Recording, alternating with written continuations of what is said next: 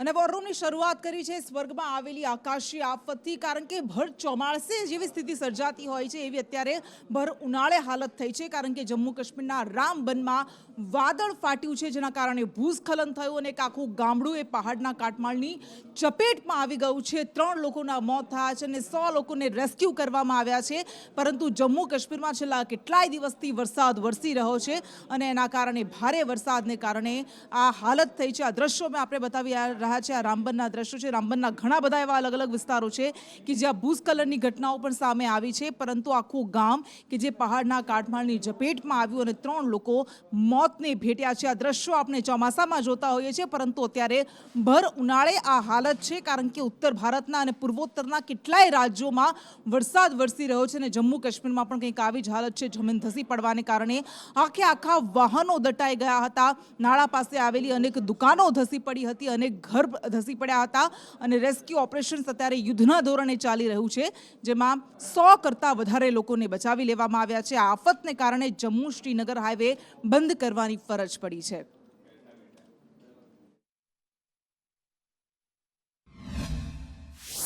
यहाँ fish point की 7 दुकानें होती थी सर। ये रात को 3-3:30 बजे के फ्लड आने के कारण से ये सब दुकानें तहस नहस हो चुकी हैं। हमें खुद समझ नहीं लग रहा है सर, हम क्या करें क्या नहीं, क्योंकि हमारा रोजगार, हमारा परिवार इन्हीं दुकानों से चलता है। हम क्या करें, कहाँ जाएं, हम कुछ समझ नहीं आ रहा है सर। सर डैमेज हुई है 7 दुकानें, एक मार्केट में थी तो 3 वो तो 6, ये नॉर्मल कम से कम सर 12-13 दुकानें थी जो, और ऊपर घर भी था तो वो भी तहस नहस हो चुका है सर। आप देख रहे हो कि यहाँ पीछे कितना नुकसान हो रखा है सर, बहुत ज्यादा डर का माहौल है। जो है वो काफी रात को अभी रनिंग हुई है, इस वजह से लैंडस्लाइड आ गई है मल्टीपल प्लेसेस पे। मेन जो है हमारा शेरी में है, लैंडस्लाइड है, मड स्लाइड है, आगे 4-5 जगह और भी जो है पंथाल में है, तो वो सारी जगह जो है वो बंद है।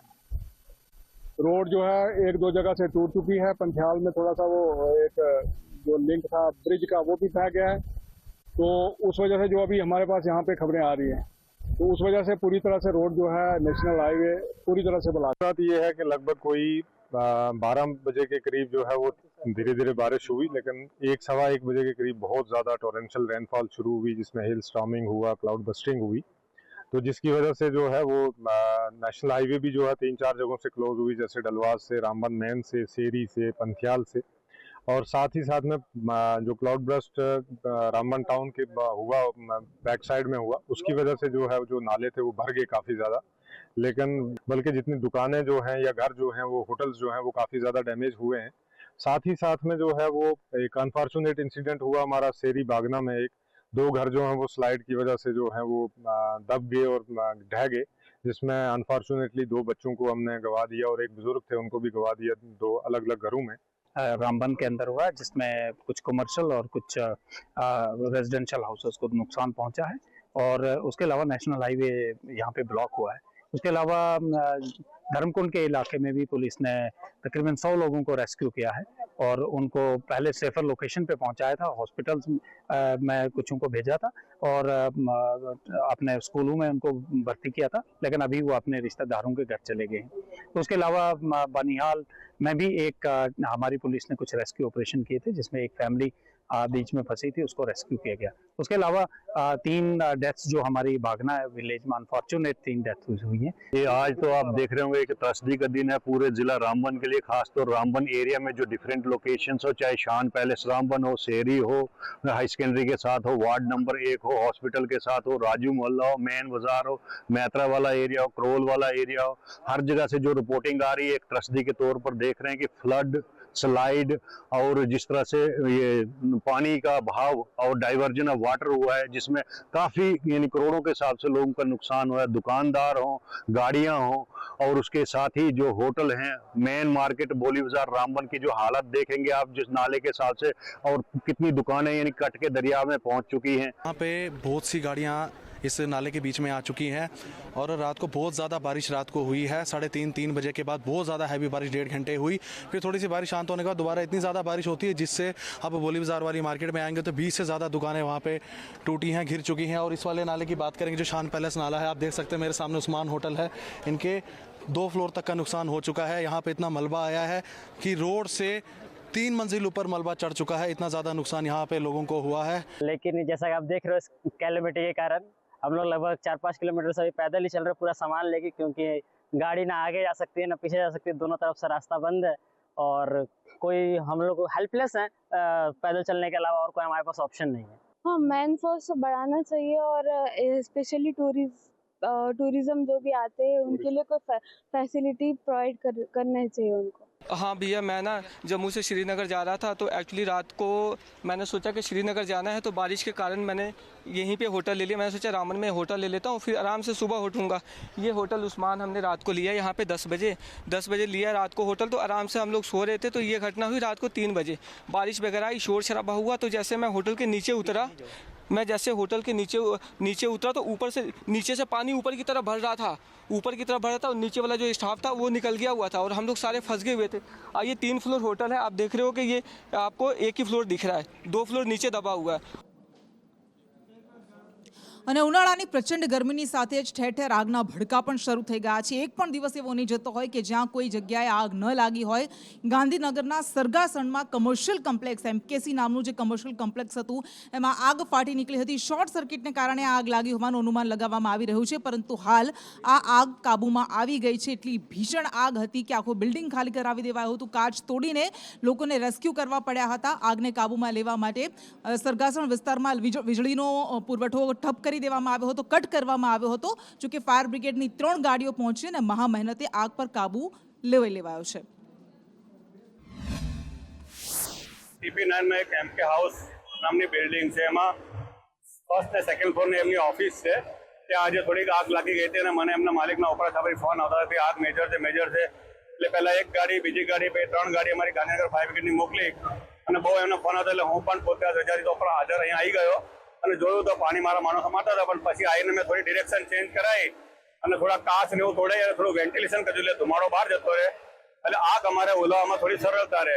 એટલે અહીંયા આવીને જોયું તો ફર્સ્ટ ફ્લોર આખો આગની ચપેટમાં આવી ગયેલો, પણ સેકન્ડ ફ્લોરમાં બી એમનું મોટું સેટઅપ હતું એટલે એને બચાવવું બી જરૂર હતી। એટલે અમે પાણી 2 બાજુ એવી રીતે મરાવ્યું કે આગ સેકન્ડ ફ્લોર ઉપર પ્રસરે નહીં। હાલમાં ફર્સ્ટ ફ્લોર તો આખો આગથી ડેમેજ થઈ ગયો છે, પણ સેકન્ડ ફ્લોરમાં કોઈ ફાયરથી નુકસાની થઈ નથી। અને તમને સ્માર્ટ સિટીના સપના બતાવવામાં આવે, વિદેશના નેતાઓ અહીંયા આવે અને એમના દેશના જેવા શહેર બનશે એવા વાત થાય, સિસ્ટર કરાર જેવા રૂપકડા નામ આપવામાં આવે, પરંતુ વાસ્તવમાં હાલત શું છે આપણને વારંવાર ખબર પડતી રહે છે। થોડા દિવસ પહેલાં નિકોલના એ દ્રશ્યો મેં આપને બતાવ્યા હતા કે જ્યાં 3 મહિના કરતાં પણ વધારે સમયથી લોકો એ ગટરિયા પાણીમાં જીવવા માટે મજબૂર બન્યા હતા। અને એવી જ હાલત કહેવાતા સ્માર્ટ સિટી અમદાવાદના સોલા વિસ્તારની પણ છે કે જ્યાં વગર ચોમાસે ઘૂંટણસમા પાણી ભરાયેલા છે ને આ વરસાદી પાણી નથી, આ ગટરિયા પાણી છે ને આ ગટરિયા પાણીમાંથી ચાલવા માટે લોકો મજબૂર બની રહ્યા છે। અમદાવાદમાં ભર ઉનાળે ચોમાસા જેવો માહોલ જોવા મળી રહ્યો છે। પહેલી નજરે જોઈએ તો વરસાદનું પાણી દેખાશે, પરંતુ હાલ નજર કરીએ અહીંયા તો જે દ્રશ્ય જોવા મળી રહ્યા છે તે દ્રશ્ય અત્યારે હાલ અમદાવાદના સોલા પાસેનો જે વિસ્તાર છે ત્યાં ગટરના પાણી ઉભરાતા જોવા મળે છે। કેટલા સમયથી ગટરના પાણી ઉભરાય છે અને કેટલી હાલાકીનો સામનો લોકોએ કરવો પડે છે? અઠવાડિયાથી તો મેડમ અત્યારે જોઈ છીએ ગટર, ગઈ સાલે એ જ હતું, વરસાદના પહેલા બી એ તકલીફ આ જ રહેવાની છે અને અત્યારે મેં આજ છે, એમને કામ ચાલે છે પણ હજુ કોઈ સોલ્યુશન આવ્યો નહીં અત્યાર સુધી। શું અપીલ કરશો તંત્રને? એવું જ જાણીએ કે આ સરકારમાં તો સારું કામ કરે છે તો આમાં બી થોડું ધ્યાન આપે, બીજું કંઈ। તંત્રને સ્થાનિકો દ્વારા અપીલ છે તે કરવામાં આવી રહી છે કે આ કામગીરી છે તે ઝડપી કરવામાં આવે। જે રીતે હાલ અત્યારે વરસાદના પાણી ભરાયા હોય તેમ ચારે તરફ સોલા પાસેનો જે વિસ્તાર છે કે જ્યાં ગટરના પાણી ઉભરાતા નજરે પડી રહ્યા છે અને વાહન ચાલકોએ પરેશાનીનો સામનો કરવાનો વારો આવ્યો છે। જ્યારે આ પ્રકારે બેદરકારીના દ્રશ્ય વારંવાર સામે આવી રહ્યા છે, જ્યારે ડ્રેનેજની કામગીરીઓ કરવાના દાવાઓ તંત્ર દ્વારા કરવામાં આવે છે, પરંતુ ખરા અર્થમાં કેવા પ્રકારની કામગીરી છે તેની બેદરકારીના પુરાવા આ સામે આવી રહ્યા છે। કેમેરામેન સંદીપ રાઠોડ સાથે દિવ્યા ચૌહાણ, સંદેશ ન્યૂઝ, અમદાવાદ।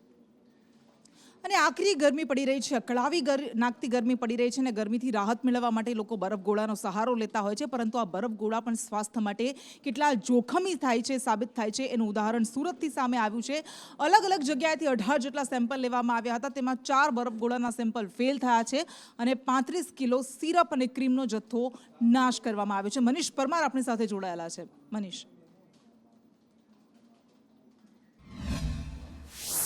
જી કૃષ્ણા, બિલકુલ વાત કરીએ તો સુરત શહેરમાં તપતી ગરમી પડી રહી છે અને આ તપતી ગરમીથી રાહત મેળવવા માટે લોકો બરફખોરો અને ઠંડા પીણાનો સહારો લેતા હોય છે. ત્યારે મહાનગરપાલિકાનું તંત્ર સફાળે જાગ્યું હતું અને સેમ્પલ લેવામાં આવ્યા હતા. સુરતના અલગ અલગ વિસ્તારમાંથી 18 જેટલા સેમ્પલ કલેક્ટ કરવામાં આવ્યા હતા અને તેને ચકાસણી માટે લેબમાં મોકલી દેવામાં આવ્યા હતા. ત્યારે ચોંકાવનારી હકીકત સામે આવી છે કે 18માંથી 4 જે સેમ્પલ છે તે અખાદ્ય અને ફેલ થયા છે, જેને લઈને જે કહેવાય કે લોકોના જીવ સાથે સીધા ચેરા કરતા હોય આવા તત્વો, કારણ કે કલરની અંદર ભેળસેળ કરતા હોય છે. સાથે જે બરફ છે તે બરફ ગોળો પણ અખાદ્ય હોવાનું માલુમ પડ્યું હતું. મહાનગરપાલિકા તરફથી પહેલાં જ આ જે કહેવાય કે જે બરફ ગોળાના જે બરફ અને સિરપ છે તેનો નાશ પણ કરવામાં આવ્યો છે. એટલે જ નજીવા રૂપિયામાં કમાવા માટે આવા તત્વો છે તે લોકોના જીવ સાથે સીધા ચેરા કરતા હોય તેવું સ્પષ્ટપણે દેખાઈ રહ્યું છે. ત્યારે સુરત શહેરમાં જે સેમ્પલ લેવામાં આવ્યા હતા તે ફેલ નીકળ્યા. એટલે સુરત શહેરમાં જે બરફ ખાવાના જે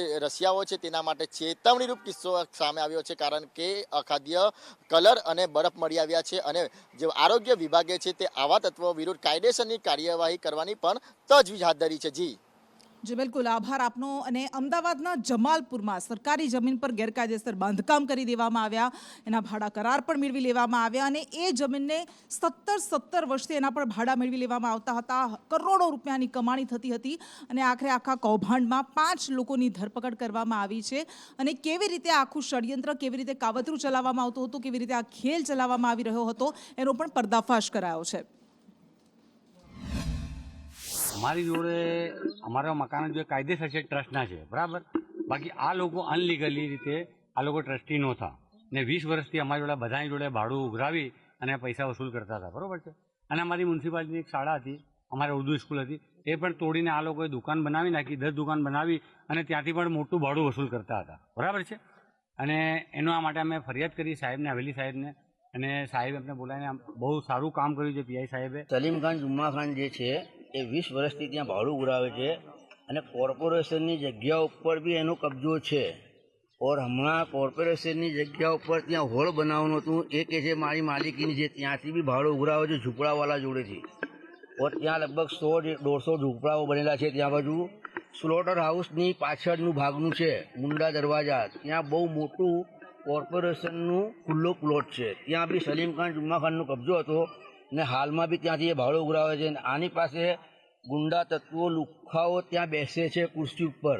आगे हमारा जो मेन इन्वेस्टिगेशन है ये है कि उसने कितनी गलत तरीके से प्रॉपर्टी को एक्वायर्ड किया है, उस एक्वायर्ड को सीज करना और वो जो है वो मेन जो ट्रस्ट के लिए और लोगों के लिए वो प्रॉपर्टी वापस जा पाए, वो हमारा मेन एक्शन है. स्कूल के साथ जो डील हुआ था उसमें मेन प्रॉब्लम ये था कि यहाँ ब्रीच ऑफ कॉन्ट्रैक्ट है. स्कूल के साथ जो किया गया वो ट्रस्ट के साथ वो ब्रीच ऑफ कॉन्ट्रैक्ट है, लेकिन वहां पे 10 इलीगल कंस्ट्रक्शन किए गए हैं और उस इलीगल कंस्ट्रक्शन का भी रेंट इन लोगों ने लिया है. तो वो जो एएमसी के साथ है वो ये मुद्दा जो उनके साथ भी पेश किया जाए.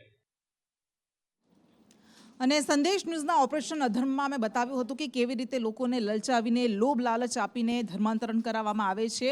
અને આવા જ કંઈક આરોપ હવે એ આદિવાસી વિસ્તારમાંથી સામે નથી આવ્યા, પરંતુ અમદાવાદમાંથી સામે આવ્યા છે. અને આ આરોપ લગાવવામાં આવ્યા છે વીએચપી દ્વારા એવા આરોપ લગાવાયા કે ઓઢવમાં એક ઘરમાં ચર્ચ બનાવીને પ્રેયર કરવા માટે લોકોને ભેગા કરવામાં આવતા હતા. એમને ડર છે કે ધર્માંતરણ માટેનો આ પ્રયાસ ચાલી રહ્યો છે.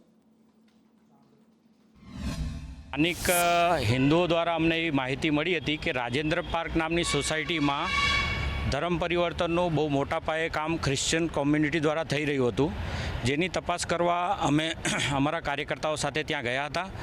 અને જાણ થઈ, મને ખાતરી થઈ કે હા ભાઈ, ખરેખર અહીંયા ધર્મ પરિવર્તનનું કામ ક્રિશ્ચિયન કોમ્યુનિટી દ્વારા થઈ રહ્યું છે.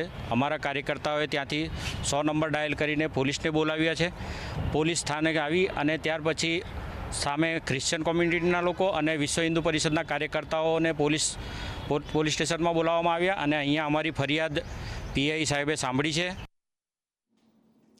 અને બનાસકાંઠામાંથી એક નવો જિલ્લો તો બન્યો, પરંતુ હવે થરાદમાંથી એક નવો તાલુકો પણ બનશે. છેલ્લા કેટલાય સમયથી આવી અટકળો ચાલતી હતી, કારણ કે વિધાનસભા અધ્યક્ષ શંકર ચૌધરી વારંવાર પોતાના ભાષણમાં આ વાત કહેતા હતા. અને આજે ફરી એક વખત તેમણે આવાનું પુનરાવર્તન કર્યું છે.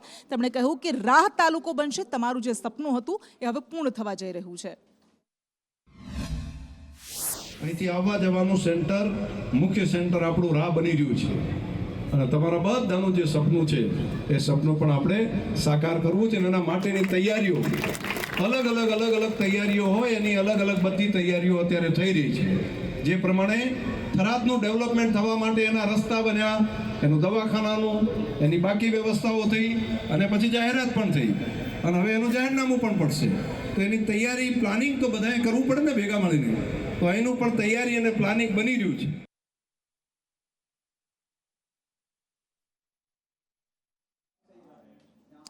અને હવે વાત કરવી છે ઘેડ પંથકની, જે દર ચોમાસામાં જળબંબાકાર થઈ જાય છે, આખું ઘેડ ડૂબી જાય છે અને પારાવાર મુશ્કેલીઓનો લોકો સામનો કરે છે.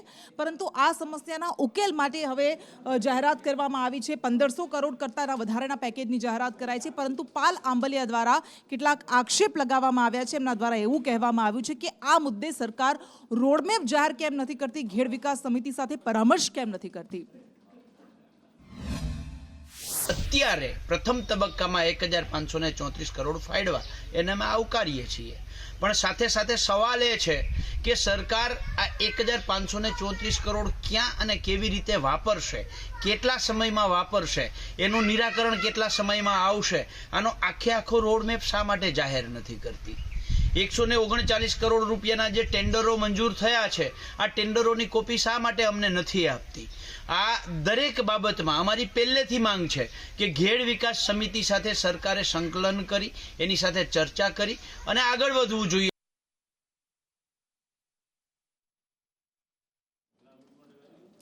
અને અમદાવાદની વીએસ હોસ્પિટલ કે જ્યાં ક્લિનિકલ ટ્રાયલ ચાલતું હતું દર્દીઓ પર ફાર્માસ્યુટિકલ કંપનીઓ દ્વારા, એ આખી વાત સામે આવી અને એ આરોપ લગાવવામાં આવ્યા કે તમે ક્લિનિકલ ટ્રાયલ કરો છો, 200 રૂપિયા આપીને 500 કરતાં પણ વધારે દર્દીઓ પર ક્લિનિકલ ટ્રાયલ કરવામાં આવ્યા ફાર્મા કંપની દ્વારા, પરંતુ એના દસ્તાવેજ કેમ નથી આપવામાં આવતા. આમાં ચોક્કસ કંઈક રંધાઈ રહ્યું છે. પરંતુ આ બધા વચ્ચે જ્યારે આને લઈને સવાલ પૂછવામાં આવ્યો આરોગ્ય મંત્રીને, ત્યારે એમણે એવું કહ્યું કે હું જાણકારી લઈને વિગત આપીશ, પરંતુ આ સાથે જ કાર્યવાહી શરૂ થઈ છે અને 8 ડોક્ટર્સને સસ્પેન્ડ પણ કરવામાં આવ્યા છે. વીએસ હોસ્પિટલમાં સાહેબ જે આખું ક્લિનિકલ ટ્રાયલ જે ગરીબ દર્દીઓ પર કર્યું છે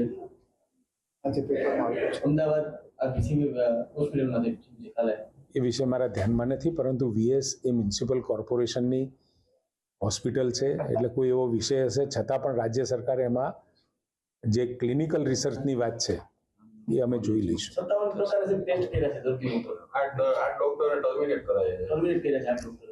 what is the matter actually I don't know, but હું જ્યારે જઈશ ગાંધીનગર એટલે જોઈ લઈશ. આ લોકોએ ક્લિનિકલ ટ્રાયલ કર્યા પછી એ વખતે કોઈ રાણા કરી અને પ્રોફેસર હશે અથવા તો કોઈ ડૉક્ટર હશે, એમના અગવાઈમાં, એમના આગેવાનીમાં ક્લિનિકલ રિસર્ચ અને એ ટોટલ દર્દીઓ ઉપર કર્યા. 38 જેટલી કંપનીઓ હતી અને કંપનીઓની દવાઓ અને એ આરોગ્ય વિષયક સેવાઓ માટે, રિસર્ચ માટે એ લોકોએ ઉપયોગ કર્યો હતો. જે પણ કોઈ આવક થઈ છે કંપનીઓ તરફથી એ તમામ ડૉક્ટરોએ પોતે પોતાના ખાતામાં જમા કરાવી છે.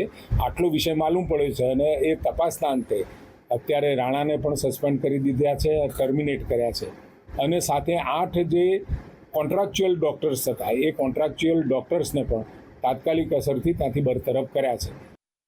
અને આવનારી રથયાત્રાને લઈને તડામાર તૈયારીઓ ત્યારથી જ શરૂ કરી દેવામાં આવી છે. પરંતુ આ બધા વચ્ચે ભગવાનનું મોસાળ, કે જ્યાં અત્યારે એ સમાચાર મોટા મળી રહ્યા છે કે ભગવાનનું મોસાળનું મંદિર મોસાળિયાઓ દ્વારા અત્યારે વધારવામાં આવશે, વિશાળ કરવામાં આવશે. જે તકલીફો પડતી હતી, કારણ કે જ્યારે રથયાત્રા હોય ત્યારે હજારોની સંખ્યામાં ભક્તો ત્યાં પહોંચતા હોય છે, કોઈ તકલીફ ન પડે, ભક્તોને કોઈ મુશ્કેલી ન પડે એ માટે મંદિર વિશાળ બનાવવામાં આવશે. આ વખતની રથયાત્રામાં જગન્નાથ મંદિરના વિશેષ કોરિડોરની ભેટ તો દર્શનાર્થીઓ માટે મળવાની છે. સાથે જ ભગવાનનું જે મોસાળ કહેવામાં આવે છે સરસપુર, ત્યાં પણ મંદિરના રીડેવલપમેન્ટની કામગીરી છે તે શરૂ કરવામાં આવી રહી છે. આ વર્ષે આ મંદિર મોટું થવા જઈ રહ્યું છે, જેના કારણે દર્શનાર્થીઓને કોઈ પણ પ્રકારની હાલાકીનો સામનો ન કરવો પડે. મહત્વનું છે કે આ દર વખતે દર્શનાર્થીઓની ભારે ભીડ અને ધસારો હોય છે, ત્યારે દર્શનાર્થીઓને દર્શન માટે પણ હાલાકીનો સામનો રથયાત્રામાં કરવો પડતો હોય છે. રથયાત્રાની તડામાર તૈયારીઓ મંદિરમાં અને મોસાળમાં એટલે કે સરસપુરમાં કરવામાં આવી રહી છે, ત્યારે રીડેવલપમેન્ટની કામગીરી પણ સરસપુર ખાતે હાથ ધરવામાં આવી છે. આ વર્ષે મંદિર મોટું થઈ રહ્યું છે. આ સાથે દર્શનાર્થીઓને પણ હાલાકી ન પડે તે માટેની વિશેષ તૈયારીઓ છે તે મંદિર દ્વારાથી કરવામાં આવી રહી છે. એટલે કે આ વખતની રથયાત્રામાં ભગવાનનું મોસાળ દર્શનાર્થીઓને હાલાકી બી નહીં પડે અને નવા રૂપરંગ સાથે ભગવાનના આગતા સ્વાગતા પણ મોસાળમાં કરવામાં આવશે. કેમેરામેન સંદીપ રાઠોડ સાથે દિવ્યા ચૌહાણ, સંદેશ ન્યૂઝ, અમદાવાદ.